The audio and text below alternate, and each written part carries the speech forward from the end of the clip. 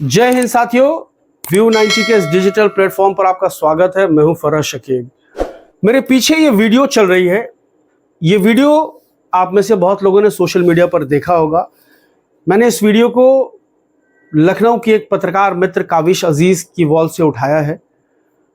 ये वीडियो इस वक्त पूरी दुनिया में सोशल मीडिया पर वायरल है। ये वीडियो लखनऊ के गोमती नगर इलाके की है, ताज होटल के सामने की है। और इस वीडियो के बाद उत्तर प्रदेश की सियासत में जो कुछ हुआ है, हम आज उस पर विमर्श करने जा रहे हैं। सबसे पहले आप ये समझ लीजिए कि ये वीडियो आप देख रहे हैं। वीडियो में आपको साफ स्पष्ट दिख रहा होगा कि सड़क पर पानी का जमाव हो गया है, वाटर लॉगिंग है, बारिश हो रही है। और इसी दरमियान वहाँ पर जो कुछ लुच्चे लफंगे हैं, शोधे टाइप के छिछोरे हैं, वो बदमाशी कर रहे हैं। वो उस पानी में दौड़म भाग कर रहे हैं, खेल धूप कर रहे हैं। एक बाइक सवार सामने से आता हुआ आपको दिख रहा है, उसके पीछे एक महिला बैठी हुई है। और ये जो शोहदे हैं, ये जो छिछोरे हैं, ये उस बाइक सवार को देखकर उसकी तरफ पानी उछालना शुरू करते हैं और लगातार पानी उछालते रहते हैं। उससे पीछे बैठी हुई जो महिला है बाइक पर, वो बिल्कुल असहज हो जाती है। अंत में वो व्यक्ति बाइक रोककर हाथ जोड़ता है, निवेदन करता है, आग्रह करता है कि उसे जाने दिया जाए। लेकिन ये जो शोहदे हैं, जिन पर इस वक्त बदमाशी का भूत सवार है, ये रुकते नहीं हैं और उसके साथ बदतमीजी करते रहते हैं। बहरहाल अब इस पूरे प्रकरण का संज्ञान लिया गया है और उत्तर प्रदेश की पुलिस ने 16 लोगों को गिरफ्तार किया है इस मामले में। लेकिन इसका जो सबसे खास पहलू है वो ये है कि योगी आदित्यनाथ इस घटना के दूसरे दिन उत्तर प्रदेश की विधानसभा का सत्र चल रहा है, वहां इस घटना की चर्चा करते हुए आरोपियों का नाम बताते हैं। और आरोपियों का नाम बताते हैं, अपने स्टाइल में नाम बताते हैं। वही जो उनका स्टाइल है, ठोक देंगे, चीर देंगे, फाड़ देंगे, बुलेट ट्रेन चला देंगे, बुलडोजर चला देंगे। लेकिन उसमें जब वो आरोपियों का नाम बताते हैं तो उसमें नाम बताते हैं मोहम्मद अरबाज और पवन यादव। ये दो नाम योगी आदित्यनाथ अपने मुखारविंद से उत्तर प्रदेश की विधानसभा में लेते हैं। यानी इस दो नाम के पीछे जो सियासत है वो समझना कोई रॉकेट साइंस नहीं है। उन्होंने इन दो नामों के माध्यम से इन दो समुदायों को एक खलनायक के तौर पर प्रस्तुत करने की कोशिश इसलिए की है कि ये दो समुदाय उनके साथ नहीं है, उनकी राजनीति को सूट नहीं करता है, उनकी राजनीति के साथ नहीं चलता है। बाकी जो 14 लोग गिरफ्तार हुए हैं, आपको मैं पहले उनका नाम बता देता हूं। अरबाज और पवन यादव का नाम तो आपने योगी जी के मुखारविंद से सुन लिया है। लेकिन बाकी जो लोग हैं, कांग्रेस की तेज तर्रार प्रवक्ता सुप्रिया श्रीनेत ने उस पूरी लिस्ट को अपने इंस्टाग्राम हैंडल पर डाला है। सौजन्य से आपको मैं ये नाम बता रहा हूं। आरोपियों के नाम है सुनील कुमार, विराज साहू,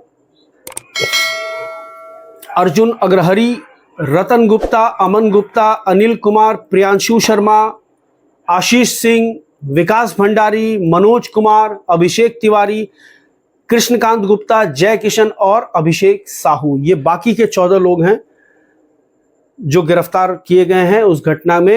यानी और पवन यादव और अरबाज को अगर मिला देते हैं तो 16 लोगों की गिरफ्तारी हुई है। लेकिन सिर्फ पवन यादव और मोहम्मद अरबाज क्यों याद रहते हैं योगी आदित्यनाथ को या भारतीय जनता पार्टी को? क्योंकि एक बड़ा सवाल है। मोहम्मद अरबाज उनको याद है, इसको समझना या मुसलमानों से उनकी नफरत, उनकी घृणा कोई नई बात नहीं है। योगी आदित्यनाथ अगर मोहम्मद अरबाज का नाम लेते हैं तो मेरे लिए बहुत नॉर्मल सा है। बल्कि मेरे लिए क्या, जो भी इस देश में अमन और शांति पसंद लोग हैं, एक सिविल सोसाइटी है, सभ्य समाज है, उसके लिए ये बहुत नॉर्मल सी बात है। इस पर कोई बहुत बड़ा वावेला खड़ा करने की जरूरत नहीं है। लेकिन पवन यादव क्यों? वो जो एक वक्त 80 और 20 का चुनाव बनाने का प्रयास किया करते थे, वो आज पवन यादव को क्यों टारगेट कर रहे हैं? उसकी एक बड़ी वजह है। 4 जून को लोकसभा चुनाव के जो नतीजे आए हैं, उसने योगी आदित्यनाथ को जो झटका दिया है राजनीतिक रूप से, जो चुनौती उनके सामने पेश की है, उसकी अपेक्षा, उसकी उम्मीद उनको नहीं रही होगी।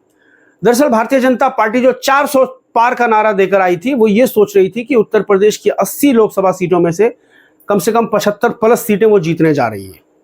पिछले 2 बार का प्रदर्शन वो दोहराने जा रही है, लेकिन ऐसा हुआ नहीं। और इस बार अखिलेश यादव का जो पीडीए का फॉर्मूला था, इंडिया गठबंधन का जो पीडीए का फॉर्मूला था, जिसके लीडर थे अखिलेश यादव, वो बहुत कामयाब रहा।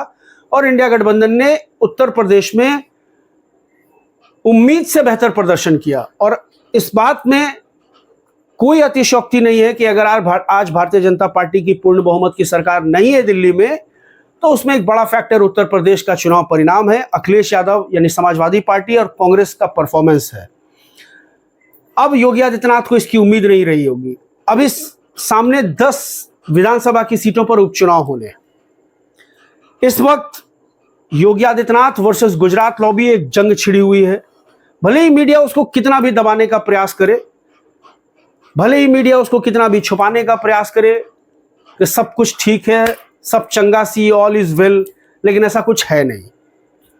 गाहे बगाहे ऐसी तस्वीरें, ऐसे वीडियोस सामने आ रहे हैं जिससे यह साफ पता चल रहा है कि अमित शाह और नरेंद्र मोदी को योगी आदित्यनाथ एक आंख नहीं भा रहे हैं। और वही हाल योगी आदित्यनाथ का है कि वो उनकी चुनौतियों को स्वीकार कर रहे हैं, वो उनको काउंटर करने की कोशिश कर रहे हैं, वो उनके सामने वो झुकने को तैयार नहीं है। इनके 2 डिप्टी सीएम यानी केशव प्रसाद मौर्य और ब्रजेश पाठक ये गुजरात लॉबी के कंट्रोल में हैं। इनके विधायक, इनके विधान पार्षद सदस्य इनके खिलाफ आवाज उठा रहे हैं। और अभी कल एक सर्वे सामने आया है जिसमें 42% लोगों ने उत्तर प्रदेश में यह माना है कि भारतीय जनता पार्टी योगी आदित्यनाथ को उत्तर प्रदेश के मुख्यमंत्री पद से हटाना चाहती है। यह सर्वे और चौंकाने वाला है और अमित शाह के लिए नहीं बल्कि योगी आदित्यनाथ के सर का दर्द बढ़ाने वाला है।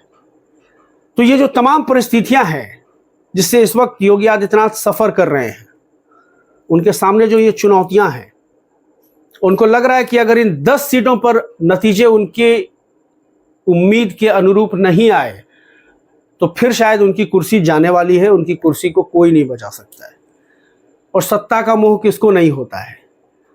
हर हाल में यही एक व्यक्ति है जो इस वक्त गुजरात लॉबी के लिए यस मैन नहीं है। उनका अपना एक जनाधार है, उनका अपना एक जन समर्थन है। वरना हमने तो देखा है कि हरियाणा में खट्टर साहब को बताया गया कि वो एक दरी पर सोते थे और शाम होते होते उनके पैर के नीचे से दरी खींच ली गई और नायब सैनिक को लाके बैठा दिया गया खट्टर साहब की जगह पे। पर्ची वाले सीएम भी हमने देखे हैं। तो ये ना दरी खींचने वाले, ना दरी खींचने देंगे और ना पर्ची वाले सीएम है। ये नरेंद्र मोदी और अमित शाह को बर्दाश्त नहीं है। ये इनका एक स्टाइल ऑफ पॉलिटिक्स है, ठोक देंगे, मार देंगे, चिथड़ा उड़ा देंगे वाला। ये उसके लिए कुख्यात हैं, उसके लिए विख्यात हैं, उसके लिए मशहूर हैं। इसलिए ये जो 80-20 की बात करने वाले लोग थे, अब उस 80 में जो इनके साथ नहीं आएगा, जो इनके लिए चुनौती बनकर सामने खड़ा होगा, उनको वो आइसोलेट करना चाहेंगे, उनको वो समाज में एक खलनायक की तरह प्रस्तुत करना चाहेंगे, उनको जो है एक निगेटिव प्रोफाइल करने का प्रयास करेंगे और मीडिया उसको जस्टिफाई करने की कोशिश करेगा। मीडिया के जो वॉइस ओवर आर्टिस्ट हैं, जो मल्टीविटामिन कैप्सूल लेकर चिल्लाते हैं, वो इसको जस्टिफाई करने की कोशिश करेंगे। योगी आदित्यनाथ ने कहा है इसलिए यही सही है। तो एक बड़ी जंग चल रही है उत्तर प्रदेश वर्सेस गुजरात के बीच में। और ये जो परिस्थिति आप देख रहे हैं कि एक सामान्य सी बदमाशी में योगी आदित्यनाथ सिर्फ यादव और मुसलमान को ढूंढ निकालते हैं, तो आप अंदाजा लगा सकते हैं कि इस वक्त योगी आदित्यनाथ किस मानसिक दबाव से गुजर रहे हैं। बहरहाल मेरी आपसे अपील यही है कि अपनी बौद्धिक चेतना का इस्तेमाल कीजिए, सकारात्मक मुद्दों पर विमर्श कीजिए और मताधिकार का प्रयोग कीजिए। इजाज़त दीजिए मुझे, लेकिन इस बात को गौर ज़रूर कीजिएगा कि क्या हमेशा वो 80-20 वाला फॉर्मूला सेट होगा। 20 को आप छोड़ दीजिए, 20 को आप आइसोलेट कर सकते हैं और 20 के सामने 80 को खड़ा कर सकते हैं। लेकिन जिस दिन ये लगेगा कि इस 80 में से भी ये समुदाय उनके साथ खड़ा नहीं है, तो उसके साथ यही किया जाएगा जो इस वक्त पवन यादव के लिए हुआ है। अरबाज के साथ पवन यादव, याद रखिएगा इसको, क्योंकि पवन यादव योगी आदित्यनाथ के मुख्य प्रतिद्वंदी समाजवादी पार्टी के मुखिया अखिलेश यादव के साथ हैं, उनके स्वजातीय हैं।